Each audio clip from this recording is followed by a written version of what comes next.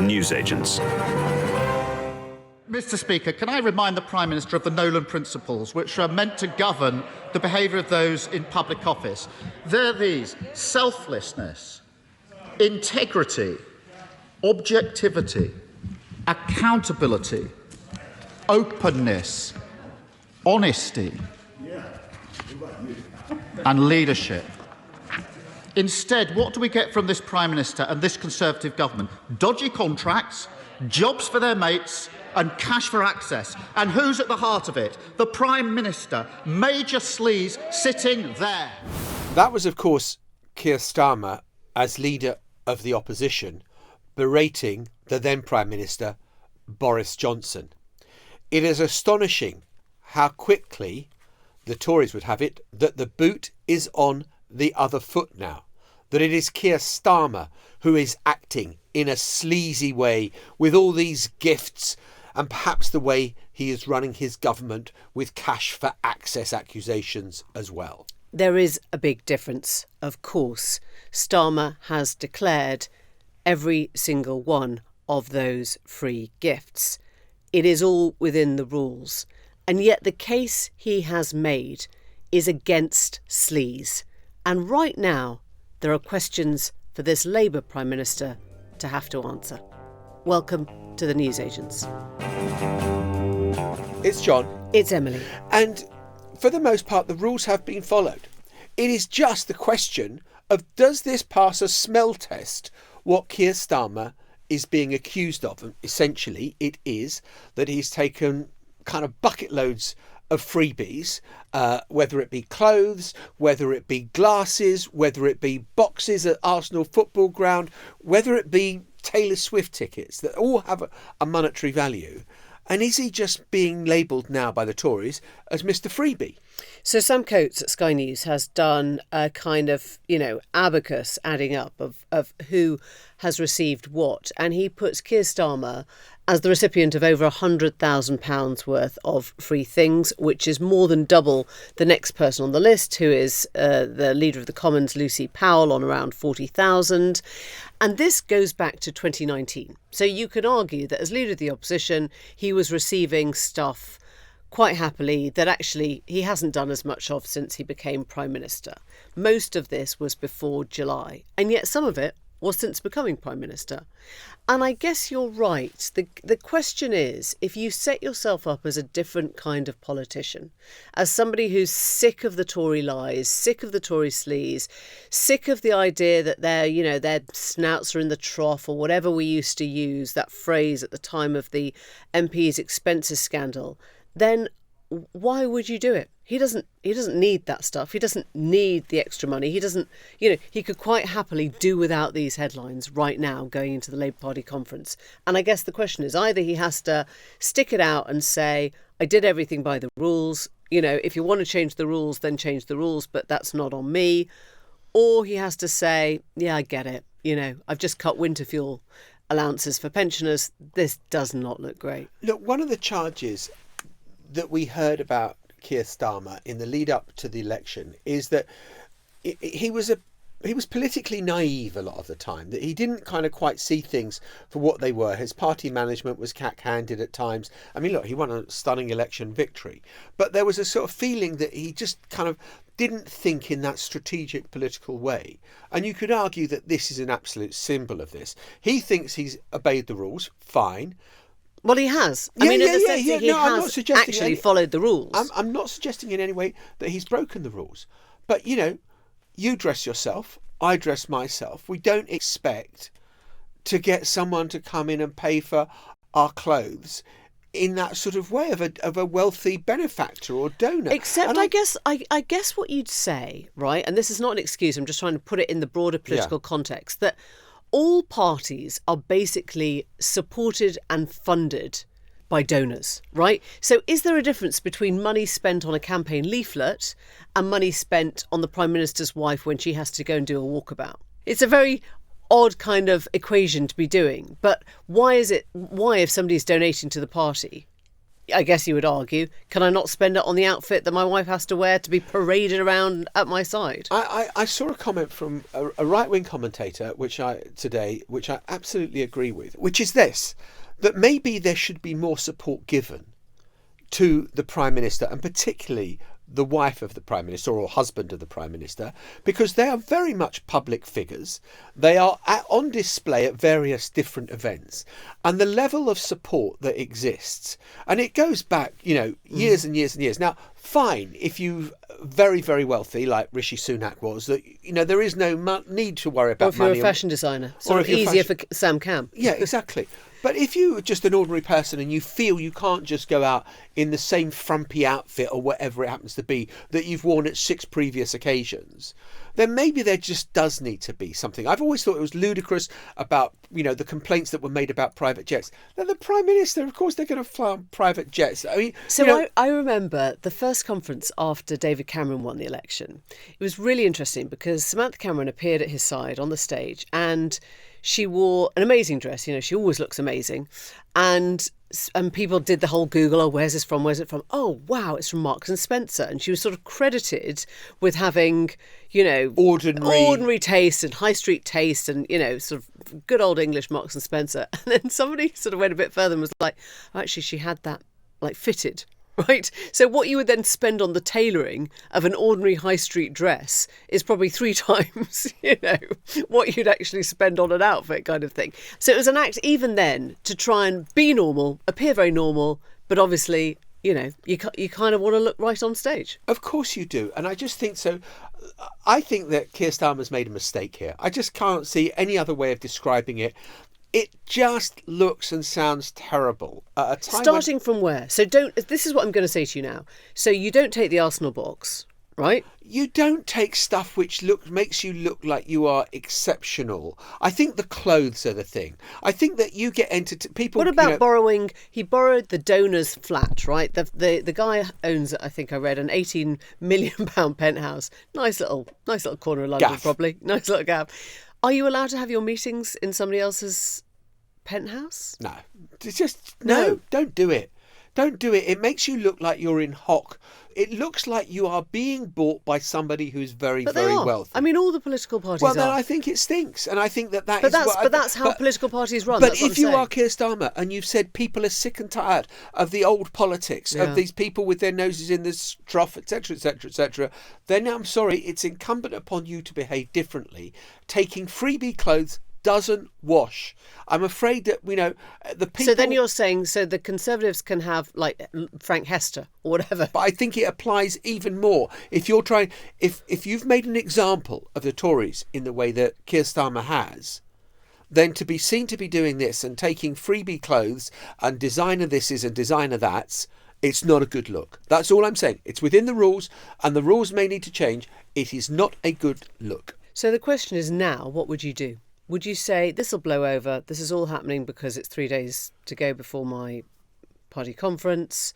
Or would you say it's tangled into the other story that we covered yesterday, which is the Sue Gray question of money? Now, in this one, Sue Gray comes out on top.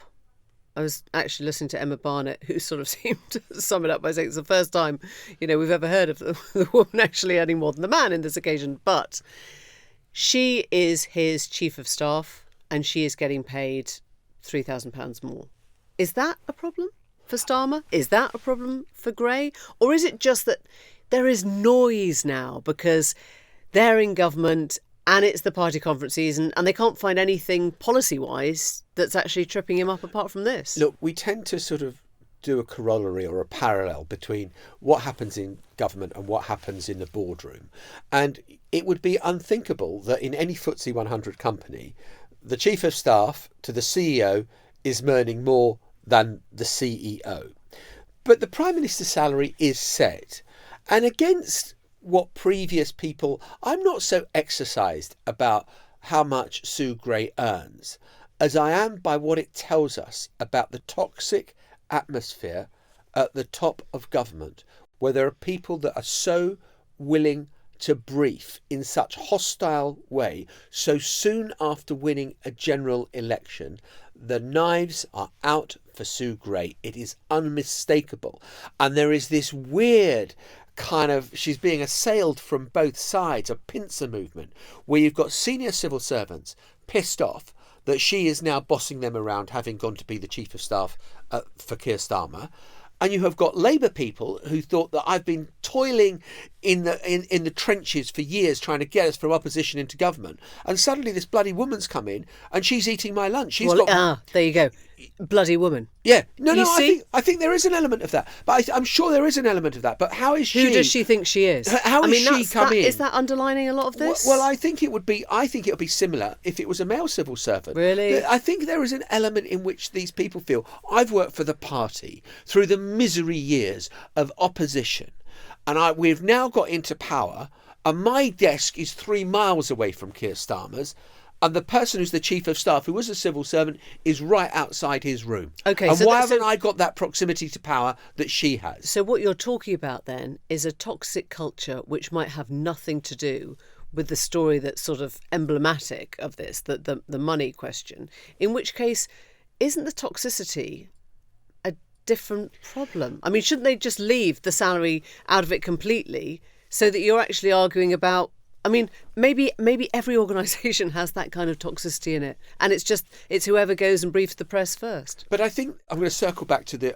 earlier point of our discussion, which is the political naivety. I mean, it was dumb. You know, of course it's going to be a headline if you find out that the chief of staff is earning more than the prime minister. Maybe that's why he got the freebies. He's like, she earns more, I've got the box. Well, yeah, but either way, not a good look.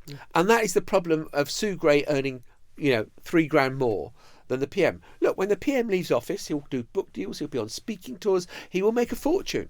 It doesn't matter what the Prime Minister earns now. Look at what Boris Johnson has made since he stopped being Prime Minister. I know. I guess all I'm asking is that we sort of get ourselves into a frenzy of saying this is now unsustainable, or this is a Sue Gray problem, or this is a Keir Starmer perception problem.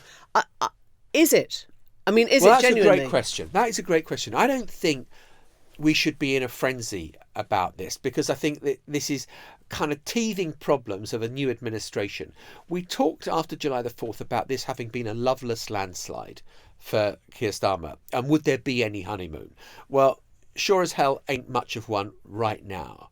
Well, he killed the honeymoon, to be fair.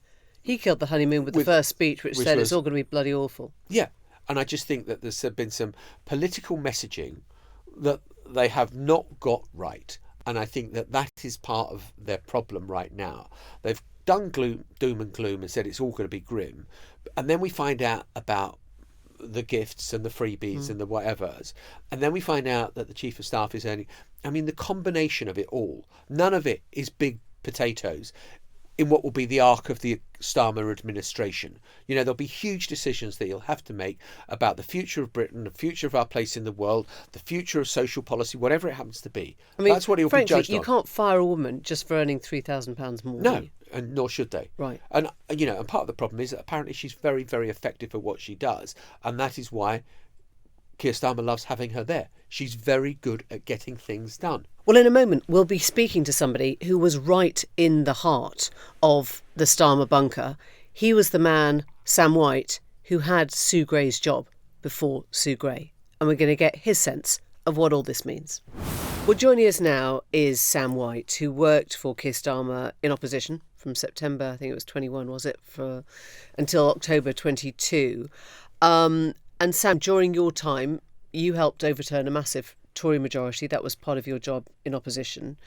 And the person who came in afterwards, after you, is Sue Gray. Do you feel she's in trouble now? I think the role of Chief of Staff was described well in the papers the other week as a lightning rod. So, you are going to attract a certain amount of the difficult news and criticism, and I certainly felt that doing the job. And Sue, of course, is Keir's third Chief of Staff, because Morgan McSweeney was Chief of Staff in the first year or so. And I think the way Keir's approached the Chief of Staff role is to use it quite strategically, quite cannily, recognising it makes a big impact on the sort of change, the pace of change. So, storming the Citadel, Morgan. The middle bit around the transformation, professionalisation bit, me. prep for government and landing well in government, Sue. And I think he's been quite strategic in the ways he's applied the right person to the right role. When you use a phrase like lightning rod, it suggests that none of this is of her making. It's just hitting her to stop it hitting Starmer. I mean, do you genuinely think that's right? Because the kind of briefing that's coming out, and I'm aware that obviously, you know, when journalists are told things anonymously, then it's not really a level playing field, but is that there is a toxic atmosphere, that there are special advisors, you know, who used to be sort of around Starmer and other ministers, who now feel that she's been a bit high-handed, a bit heavy-handed, and certainly the salary, you know, that is above the Prime Minister's plays into that perception. So, I mean, I don't know. I'm not behind the scenes in a way I was when I was doing the role, so I don't know the nuance of who decided what. The thing I noticed was when I was doing it, I'd sometimes be criticised in a briefing, and often it felt very unfair. For example, I remember being criticised around us thinking through the answer to the would Keir resign if found guilty by Durham police? Currygate. We didn't answer that question on the Friday, we answered it on the Monday. Yeah. And we used the weekend to just play through all the scenarios. And I received quite a lot of criticism for thinking that one through and playing it slow. People thought we should have just gone straight to an answer. But in practice, my view was once you'd given an answer, things moved out of your control.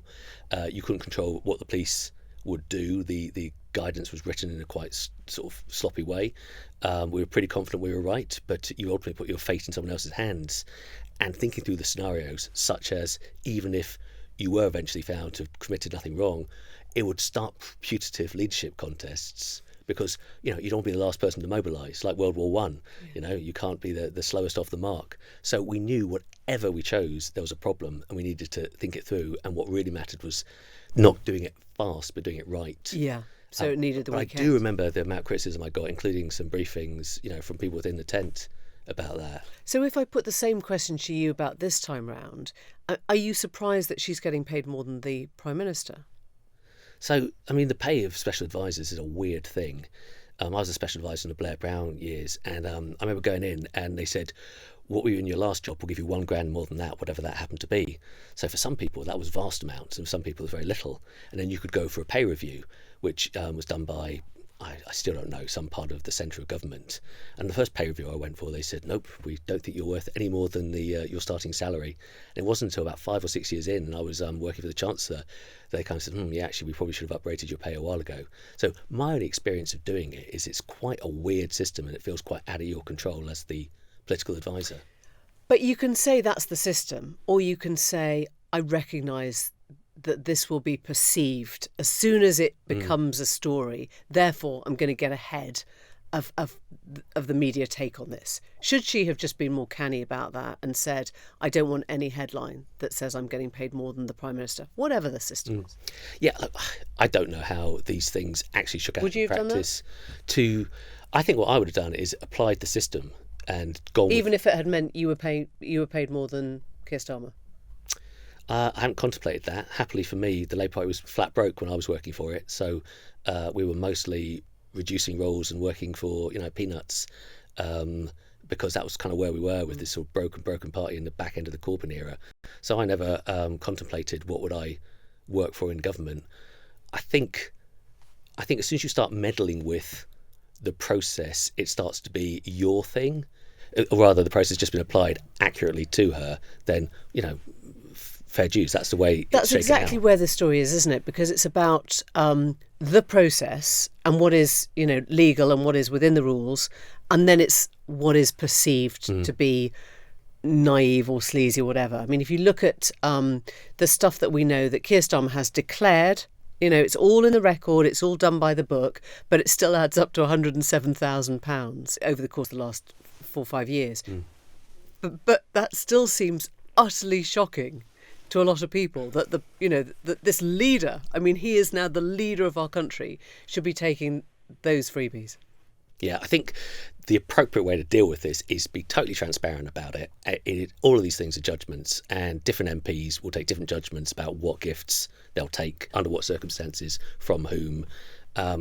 and you will announce it, and you will live with the judgment of the public, and that's the right way to proceed. So he should just say, yeah, I've done that, and it was all within the rules. I'm not giving up the Arsenal box. I'm not giving back the clothes or whatever the donor gave him. He should just say, that's my business now. I think something like the box, I've got huge sympathy on the box, right? He's a Arsenal season Mega ticket fan, holder, right? yeah. Yeah, he's a mega fan.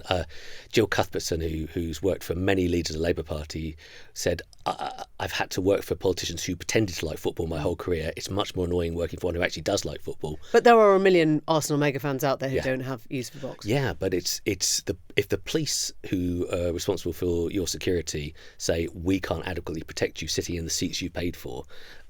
So it's a security thing. As I understand I'm not party to anything other than we read in the papers, but the box, my understanding is that one is pure security.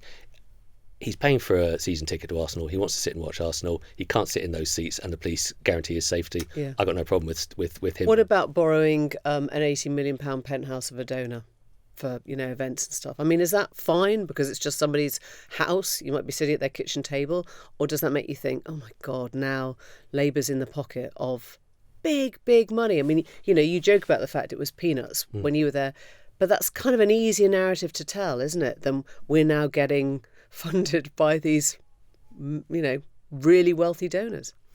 Yeah, I think, where I started was, if you make that decision, you need to be transparent about it, and you need to live with whatever judgment and that stick with it. results. That's what you're saying. Don't give the money back. I don't think you necessarily have to give the money back. Using someone's residence for an event, I don't have a problem with that either. I think all sorts of political parties who are working on a sort of shoestring are always looking for a free venue, and we've used trade union headquarters, we've used donors' houses for a dinner. Or so Sam, all I'd say is that you are making the pragmatic argument for what happens within the system that the system allows, but at some point, and you know this better than anyone, the politician at the centre of it starts to feel the heat. And the word that's been going round is kind of unsustainable, right? That something's got to give. Do you think that he will end up thinking that Sue Gray is invaluable to him personally, but actually it's not helpful to have her name in the papers the whole time? That it is starting this sort of sense of us and them within the party, within number 10, that he's got to do something about this? So, I will always be making a pragmatic case because that's my sweet spot. That's where I laugh. I'm not an ideological person. The alternative, of course, to private money in politics is more state funding. I actually quite like more state funding personally. I think it's a hard sell to the British public. I am pleased we don't have anything like the US levels of private money in British politics. And I think if we started moving that way any further, I'd be really worried. So I am glad stories like this ignite a certain amount of public attention, because it's right that we know the truth, the facts are out there, and we in the public can take a judgment about whether we think that was the right thing to take or not. Yeah. And it hasn't yet become raising $2 million a day like a congressman does. Sure, but I guess I'm asking something slightly different, which is, simply put, is he in trouble? Is she in trouble? So what I think is unsustainable. What would you be doing now? If you were Sue Gray now, would you be going away to reflect over the weekend and say, OK, I've got to give back £3,000 of my salary, or you've got to give back the clothes that your wife borrowed? Or would you be making a statement that suggests you had heard the public unease with this and were responding to it, or not? To your point of unsustainable, the thing I think is unsustainable is clearly the culture that has emerged where there's so much briefing. Now, I appreciate, as a, for journalists, it's great, when there's stuff leaking out, but it's really corrosive to trust, to a sense of team. I had, in my experience doing it, there was a lot less briefing than we're currently seeing, but there was still some, and it really starts to undermine people's ability to speak freely, their confidence in their colleagues. They start asking questions. How do you get people to stop briefing then? If I knew, I would. Be a rich man.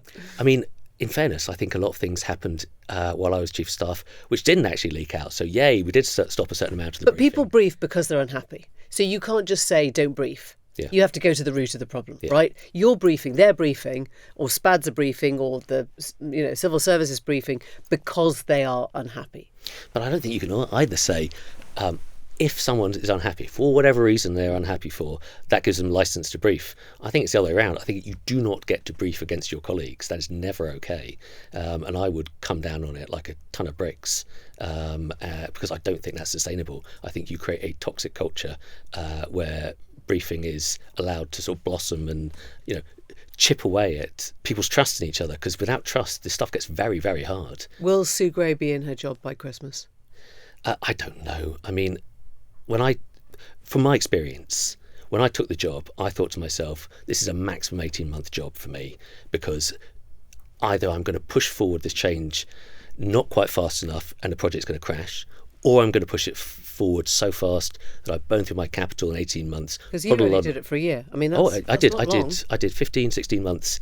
I worked from twice. Worked in 2020 doing strategy, and then chief of staff about. So she could just be the person that got him into government, and then I'm not change gear again. I mean, I'm not going to speculate on how long she'll be chief of staff for.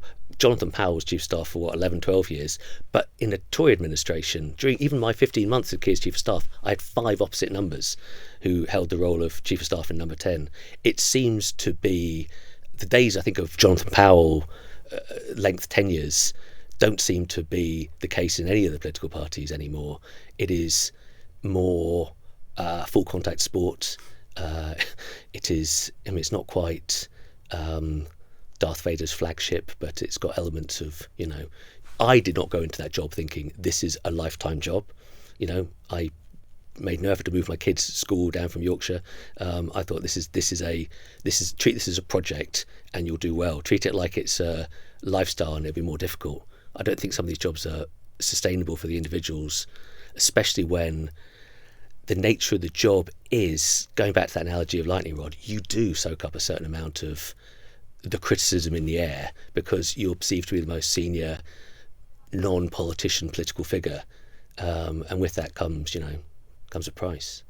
Well, we're going to go back to where we started. Sue Gray and the upcoming Labour Party conference in Liverpool. Aggie Chambre, LBC's political correspondent, has got a bit of an insight into what's going on there. Aggie, do tell us. I have indeed, Emily. Thanks for having me on. So, earlier in the week, there was a meeting with the Parliamentary Labour Party where a bunch of Labour MPs, I mean, I hear not all of them turned up, but a lot of them did, had a 30-minute meeting where they were basically warned of the do's and don'ts of Labour Party conference. And remember, of course, there are many, many, many new Labour MPs, which was pointed out to me that lots of these Labour MPs haven't experienced Labour conference before. So some of the do's, some of the don'ts, I should say, were don't get drunk and embarrass yourself. Remember that we are in government now. People will be listening out for any slip up. So any word you say could be recorded and thrown back at you. And also that there will only be 100 MPs allowed into Keir Starmer's conference speech. Obviously, this is the big moment at conference, big first prime ministerial speech, and people will want to be there. Only 100 of them will be allowed in, and it'll be first come, first served basis. And also, as I say, not all of those Labour MPs were at that meeting. So I guess we are doing a public service by letting them know they have to arrive early for Keir Starmer's speech. I do think that's very important that MPs are told not to get drunk. Are they told to take a toothbrush and toothpaste and to remember to pack some clean underwear? I think there is. I think of it. I mean, I think you could argue this is duty of care. Actually, there's a lot of young. Oh no. Yes, actually. It's patronising, surely. These are adults. These are elected members of Parliament. If they want to go and get drunk, they should be allowed to go and get funny enough, drunk. The young don't drink anyway, so I'm sure that actually the young will be the last ones. The new MPs will probably be the last people drinking in that entire place, from what I've sort of seen these days. But I do think, actually, there is a sense of there being a duty of care to people who are being thrown into conference. It's a really heady, crazy, odd experience where you are quite easily buffeted around by people telling you should be doing things and not really having a guiding steer on what that is. As someone said to me, one Labour insider said to me, if you think Westminster is a bubble, try stuffing more people into a smaller area over a sustained period, chuck in alcohol and no sleep and see what happens. Exactly. But I think the thing about remember we're in government now and watch out for any slip up, watch out for what you say is really interesting, because the thing that I actually didn't know that much about until a couple of years ago is that parties send spies to each other's conferences. So when we are at Labour conference next week, there will be at least 2 Conservative Party spies who turn up to basically go to all of the fringes and just wander around conference with a little recording device, trying to get into little meetings and corners of conference, recording that and then leaking that to the papers. And that's something that the Conservatives sent to Labour, Labour sent to Conservatives, and it used to be the case that they would do this kind of completely undercover. And now, because they both just do it, they just say, okay, yeah, fine. Who are the people you're sending as spies? And for Conservatives... Do you have that on your badge? You have that on your badge, accreditation saying Conservative spy? But you can turn it the other way around. But the thing about the Conservatives is in their little conference staff room, they have 2 little pictures up of the Labour spies. So whenever they know go who's in, coming. they're like, okay, that's the Labour spy, watch out for them, and sort of careful if they're going to ask a question at a fringe event or anything like that. And the drip might not happen straight away. I mean, that's what we've learned, isn't it? That you might be recording something which doesn't get used straight away, but it becomes part of a bigger narrative maybe 3 months down the road. Definitely. Right? And that was the thing about Labour during the election campaign, that they just gathered this treasure trove, and they boast now about having handed out 162 secret recordings during that 6-week election campaign. Yeah, because they just, for years and years, they had been going to Conservative... Squirreling the stuff away, ready for this 6-week campaign, and they landed 162, which is extraordinary. Aggie, just tell me this. You've obviously had kind of, conversations with Labour MPs who were at that meeting where they were told not to get drunk and all the rest of it. What did they think about, one, the being told how to behave and what they can and can't do or should and shouldn't do, and the fact that only 100 will be allowed in to listen to the speech, which strikes me as really odd. I thought you would want to show this enormous phalanx of MPs who have all made it to Parliament as part of your success story. Well, I suppose they want the suppose... press, presumably, instead, don't they? And I guess the members as well. But I suppose if you have 100 MPs, that looks like quite a lot. I say that having just been at Ed Davey's speech where he had 71 MPs behind him, and it did look like quite a lot. I suppose if you have 100, that may just feel like enough to have that kind of supportive momentum. But I think there was a sense of some people thinking, well, fair enough, this is kind of routine stuff, and other people thinking, yeah, we knew this. And other MPs as well that didn't go to this meeting thought, well, yeah, I knew all of that. I didn't need to go. I think that point about that anything they said could be recorded, people do kind of appreciate that being said, because it's something that's not really talked about. And I wouldn't think about the fact that you're having a chat with a friend in a bar at conference and someone could be at the next table recording. So I think kind of reminding people of that is useful. But I have, if you have time, my favourite ever story of a recording bringing someone down, which I'm sure you guys know, but I only found out about it last year, and it's my favourite story ever, of Lord Wolney when he was a Labour Party spy. He went to a Conservative Party speech, and Howard Flight, who was then the MP for Arundel and South Downs and the deputy chairman, went in, and Howard Flight was basically showing off, saying, when we get into government, we're going to do so much more, we're going to cut so much more than they think. And Lord Wolney, as he was John Woodcock then, handed it to the Times. And before the Times had even managed to publish it, CCHQ had got rid of Howard Flight as the deputy chairman because they just thought this is too big a scandal. And it's this huge story. And that is a story of a spy turning up, managing to record something, and, that having kind of quite big... Maybe MI5 and MI6 and the KGB and the GRU should go to the Labour Party and find out how to spy properly. But is your sense, Aggie, that this is going to be a very boring conference then? I mean, are we going to go and say, as we used to do sometimes in the sort of early Cameron days, this is so stage managed, it is so curated, there is almost nothing here to take away? I think that is the hope, definitely. I think that is what they hope will happen. I wonder whether it might be more interesting than they think and we think, just because of the stories. I mean, we're 3 days away at the moment, and we are talking about Sue Gray, we are talking about freebies, and I just wonder whether if we get into Labour conference, those are the things that are dominating people's minds. There's some of the MPs on the left of the party and lots of people are thinking about winter fuel allowance being cut while we are having these conversations about Sue Gray being paid £170,000, and everyone is reminded that the Prime Minister is paid £167,000, which of course is less than other countries, and it's not that much by its standards. I just wonder whether within that context coming in there might just be quite a lot bubbling under the surface. And I keep on thinking about the fact that they've been out of power for 14 years and they are learning how to do government. There was that Tony Blair thing when he came into government. He said, when you get in, you've got the most capital, but you don't know what you're doing. And when you leave government, you've got the least capital. You've got so much knowledge and you're on your way out. Yeah. And I keep on thinking about that when you think about Keir Starmer. But do you think, so just on the Sue Gray stuff, do you think people are out to get her, or do you think she has been foolish in the way that she's sort of positioned herself, or do you think there's a sort of gender thing going on? What's your reading of this? I think it is a mix. I think there are lots of people within government who are really cross with how she has handled things since she came into power, especially because for a few reasons she was seen as the person who was preparing for government. When they got into government, it was a feeling that they didn't really know what they were doing, and she was supposed to be the person that did know what they were doing. So I think people have said that to me. I think the other reason, and it's been reported before, but about the fact that Sue Gray, people felt, wanted to personally choose every single appointment, so it took a lot longer for those kind of special advisor, for those junior advisor roles to go through. The third thing as well is about money. Some of those special advisors that came in were being offered payment of under what they were paid in opposition, £20,000 less than their predecessors, Conservative predecessors, which obviously just left a bad taste in people's mouths. So I think if you sort of are coming into a position where you've just pissed off a whole bunch of people under you, people are out to get you. On the flip side of that, there are people who think she's very good. There are people who think, as I just said, lots of people don't really know what we're doing in government, and she does understand government. She does understand how Whitehall works. But I think the third thing as well is she obviously knows a lot of people in Whitehall and also made some enemies as well as making lots of friends. Her job when she was in Whitehall before was head of propriety and ethics. If you are in that role, you are by its very nature target. You're a target. And as well, you're a target when you're the gatekeeper for the Prime Minister. So she's done two roles at least where people are out to get her and people may feel that she's out to get them. So I don't know where this ends, but the fact that we are already having conversations, are we in the third month now, about how long Sue Gray will last in that job? I mean, it's not great for her, is it? The reason it resonates is because of what Labour had said beforehand, and and everyone loves power struggle going on within government.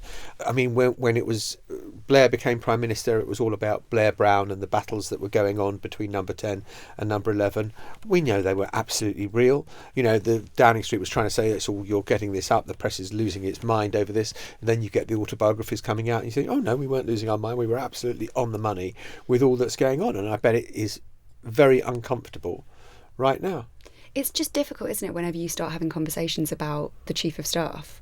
I mean, that was the thing with Dominic Cummings. Everyone was obsessed with writing stories about him, and then he became the biggest story, and then it became a problem. And it just feel like you've seen it time and time again with Alistair Campbell, with Dominic Cummings, and now Sue Gray. We are all talking about Sue Gray, and I don't think Number 10 particularly want us to be talking about Sue Gray. I wrote a book when I was in Washington, and the ambassador said he was going to throw a party to celebrate the book launch. It had to go to Sue Gray. Had to go to Sue Gray before it was all proprietary and ethics, and it would have to get her blessing before a party. And I said, oh, don't bother, this is going to be too much bother, it's going to be too difficult to get it over the line. So we didn't have the party at the British Embassy. Shame.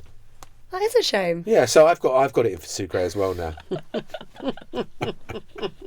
And once again, seems we've ended a show on the story of John's book. Oh, have we? Yeah. Have I got a new book coming out next week? Quite right. Yeah, exactly. Didn't realise that was happening. Seamless. I'm surprised you spotted it. It was. Yeah. We'll be back in just a moment. Before we go, we're going to leave you with a little something that happened on James O'Brien's show this morning. Now, to take you behind the curtain, when we're on the channel, the news channel, whatever, which we used to be. We used to do. When you have a little window in which you kind of come off, you throw to the weather, and then somebody else comes on, and it's all sort of seamless so that nobody notices the changeover. With James, slightly different. Nigel Farage has just finished a phone-in show with Nick Ferrari, and James gave him his special welcome. What makes it even more delicious about what you're about to hear is that Nigel Farage, having done the phone-in with Nick Ferrari, is still in the studio, taking off his microphone as James O'Brien begins his introduction of what's going to be on his show. Thank you, Nick. The time is approaching 10 o'clock and, well, there's a lot to get through today. For example, have you ever had violent race riots named after you, or indeed been accused by the head of the Met of emboldening the racist thugs responsible? Has your vile and ignorant rhetoric ever helped instigate attempts to burn people alive in their beds? Have you ever cited a self-described misogynist facing rape and people trafficking charges in Romania as a trustworthy news source for events in the UK? Or described yourself as part of a similar phenomenon to him? Have you ever helped a convicted woman beater get elected to the UK Parliament? And have any newly elected MPs spent more time in America getting binned off by Donald Trump than they have in their own constituency? And what would you call someone who answers yes to all those questions? That would be a great place to end the show. But Mateless and I will be shot and hung, drawn and quartered. Both, all. If we don't mention, just en passant, as they say in French. Your book. Oh, no. No, not my book this time. Well, we could do, but no. It's about the fact that tickets go on sale tomorrow from 10 o'clock. Go to Global Player for us at the Royal Albert Hall on December the 1st, the newsagent's first foray into the outside world. I hope you'll be there for that. Bye-bye. Bye for now. The Newsagents. This is a Global Player original podcast.